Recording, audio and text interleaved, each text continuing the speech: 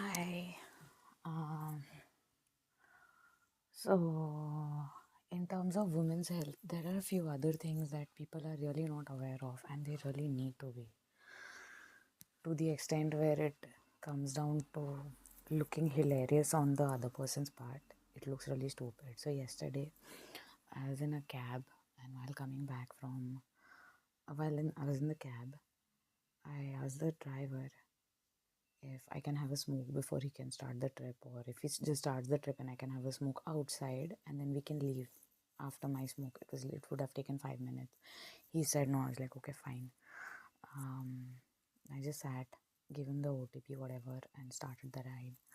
Now, on the ride, he started chit chatting. I was not in a mood. So, as anyways, going through a lot of shit with the whole implant thingy, me bleeding during that time, and I was traveling, and I had a very eventful day, a very long day, and all I wanted to do was just go to bed and sleep,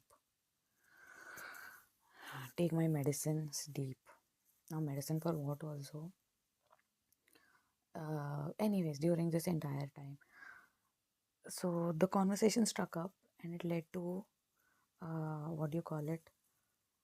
UTIs, urinary tract infection. Women get it a lot, more frequently than men.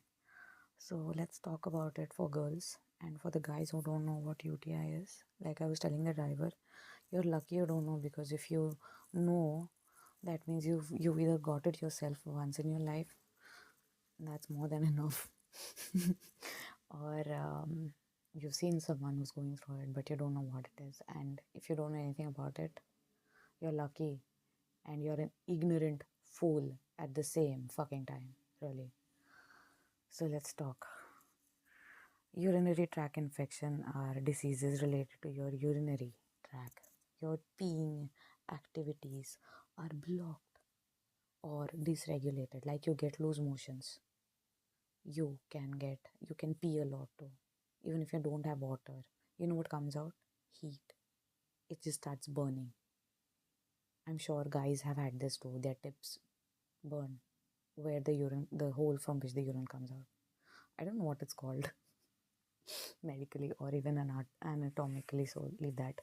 But either ways, girls have that too, guys have that too. The hole from which the urine comes out, that hole will burn. That entire track might get infected. So when anything is passing through it, you'll feel the burning all over, all from top to bottom. So you don't. I'm not having it right now, but people who've gone through it, they know the suffering of it, and you would not wish that even on your enemy, man. That is a very, very bad disease to wish for. If you want to curse someone, no, like don't curse, don't give them all these slangs. Don't call them cunts and all of that shit. Just don't. Just wish them a urinary tract infection. That's the worst punishment you can give for anyone. Worst you can wish for anyone, I guess. There are much worse things, but in terms of getting your anger and frustration out, yeah, wishing something bad is enough. Not more than that. Please don't wish more than that. Please. I already have a lot of problems. I already am on medication, and now um, I am on medication um, for the dysregulation, hormone dysregulation, and all of that. So that is something, yeah. And the other thing is, I don't know if I discussed this in a previous video. Do share all of these details with your GP, whoever your GP might be. Please share it or put it on your NHS record. It doesn't matter, because I don't know why there's so much of stigma about it. Even if it's your sexual health, it's your sexual health. All women and all men have sexual health requirements.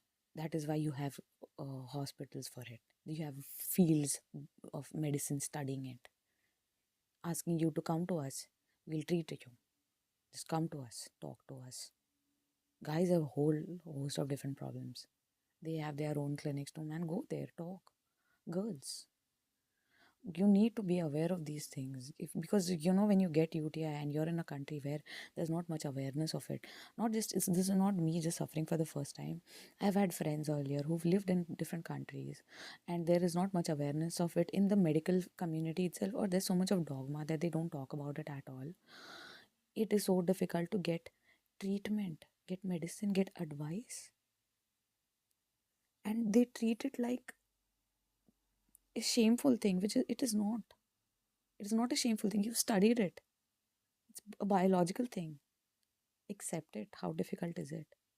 So yeah, talk about it. UTI is one thing that I've suffered through in the past a lot, because of abuse. And yeah, when you get sexually abused, sexually violated, sexual violence has happened to you, you do get a whole host of these kind of diseases. It doesn't have to be an STD or an STI. It doesn't have to be a sexually transmitted disease. You know what it can be? A regular urinary tract infection, or loose motion, constipation, irritable bowel syndrome. These are all side effects of that too. They're not just the side effects of stress, anxiety, and depression. They are side effects of these two. Unfortunately for me, both have happened. Again, on top of that, I had to relive all of that multiple times in the past 2 months. By talking about it, by discussing it with people, professionals, charities, migrant help centers, refugee and migrant center. My God, so many people contacted me. And because someone was referring me randomly without my consent, I was being referred randomly without my consent. So I was just getting calls, spam calls. I don't know why. And because of that, I kept saying no to the real help which I should have gotten long back.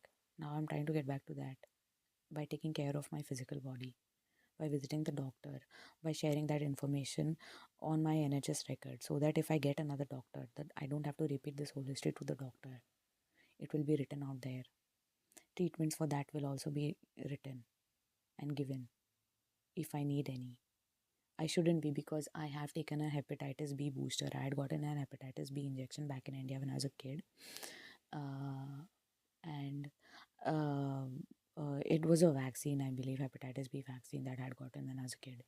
And then now, when I've grown up, I got a hepatitis B booster. Other than that, COVID time, I got all Covishield. I got the two doses. Along with that, I got the booster as well.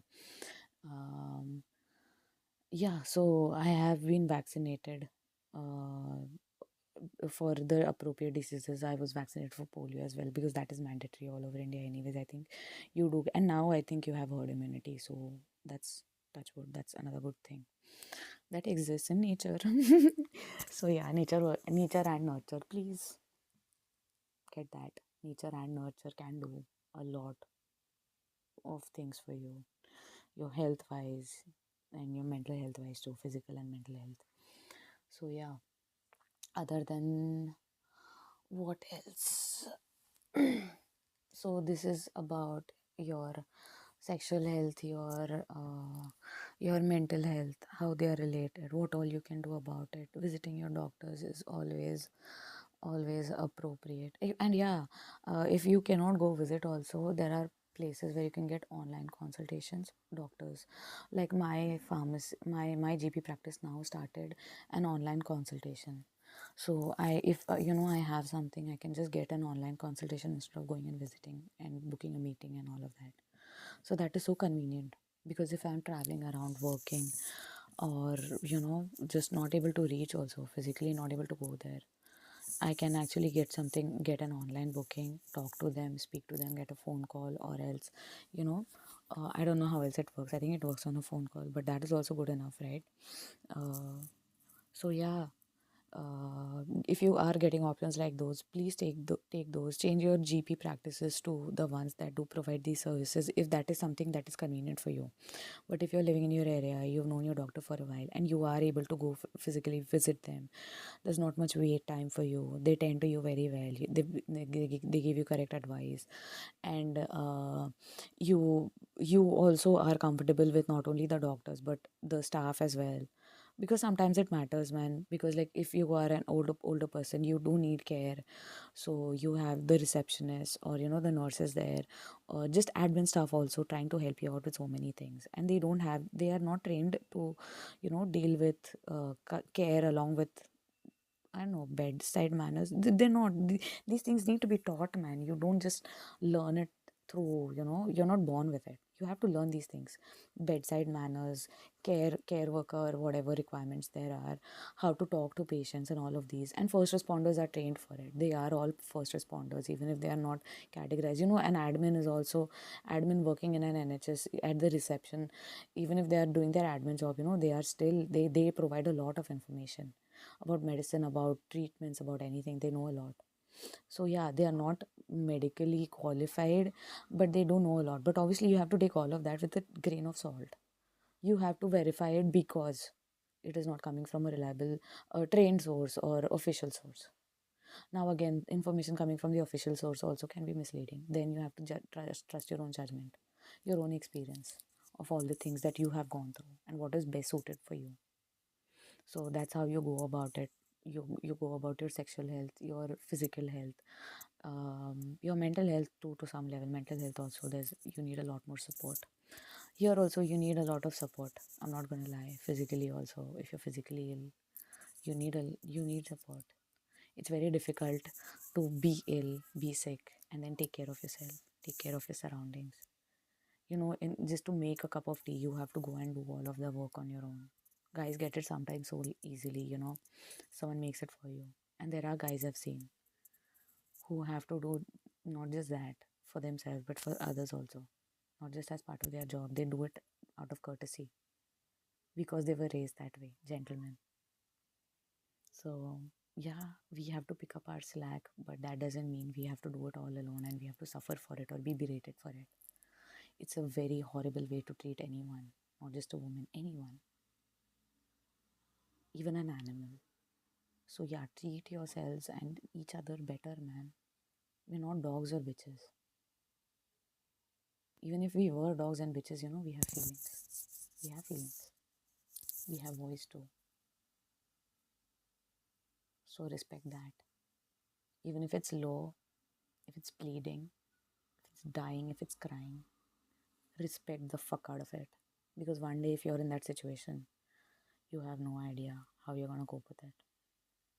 You have no fucking idea. So take it seriously, at least. Respect each other as living creatures for whoever you believe in, if you do. And if you don't, thank you. If you don't believe in any of that, thank you. Then you have your own moral compass. Thank you. That will be an honest conversation. Then. So yeah, thank you. I don't want to end it on a very high note. Let's see. What else? A lighter topic to talk about. It's a little bit warm, sunny. I like it. Purpley, pinky, red. Warmth. Thank you. Thank you. Thank you. Thank you. Thank you. And thank you all my counselors for being there remotely, in front, physically, on call, on text. Thank you.